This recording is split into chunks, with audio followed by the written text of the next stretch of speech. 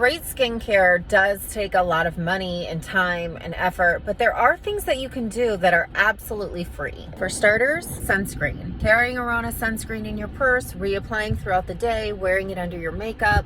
Sun protection is the number one thing that you can do to fight against aging. Drinking lots of water. Your skin is primarily made up of water, so to replenish that and make sure that it's properly lubricated and working and functioning, you need water. Sweating once a day. Sweating really helps to eliminate toxins. It doesn't mean that you need to go super hard, but just getting that blood flowing and circulating in your skin is excellent. Finally, reducing your sugar and alcohol intake. Sugar and alcohol manifests itself in the skin through skin conditions and skin diseases, and you would be surprised how eliminating those or greatly reducing them can improve the appearance of your skin and its health. So next time you resign yourself to thinking, hey, I just don't have the money it takes to have great skin, think again. There are simple things that you can do to your diet and just practices that will help improve the health and the appearance of your skin.